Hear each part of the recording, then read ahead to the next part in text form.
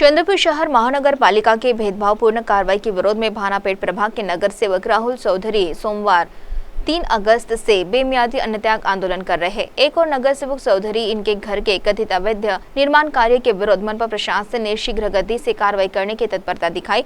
वहीं दूसरी ओर भानापेट प्रभाग साथ ही शहर के अनेक अवैध निर्माण कार्य और अतिक्रमण धारकों को मनपा प्रशासन ने बार-बार नोटिस दी। इसी मामले संदर्भ में अन्नत्याग आंदोलन के दौरान नगर सेवक राहुल चौधरी ने अपनी प्रतिक्रिया देते हुए संबंधित मामले पर कार्रवाई की मांग की है। नमस्कार, मी राहुल चौधरी भानापेट प्रभागाचा नगरसेवक आहे। माझ्यावर आयुक्त साहेबांनी जे कारवाई केलेली आहे त्याचं मी स्वागत करतो, परंतु आता मी जे मागणी केलेली आहे या महानगरपालिकेची सर्वात पहिले आमची महानगरपालिकेची परमिशन दाखवण्यात यावी।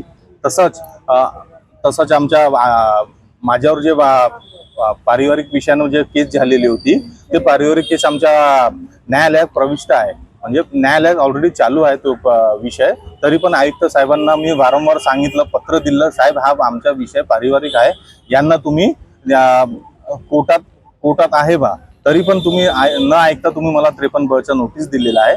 त्या घरावर माझ्या काही घेणं देणं नाही। मी आमच्या इथं जेव्हा नगरसेवक साठी फॉर्म भरला त्याच्या आधीच हे प्रॉपर्टी मी माझ्या भावाला आणि आईला देऊन दिलेली आहे।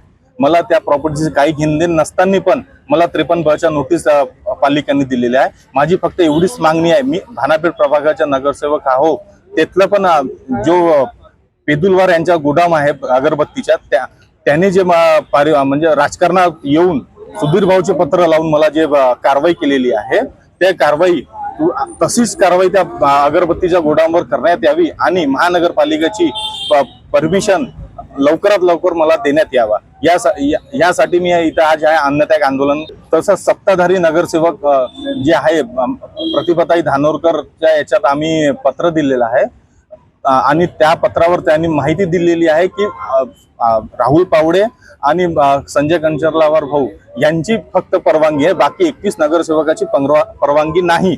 तर मग तुम्ही या 21 नगरसेवकावर का कारवाई करणार आहे? CTV के लिए प्रतिनिधि वैभव रोयारकर की रिपोर्ट।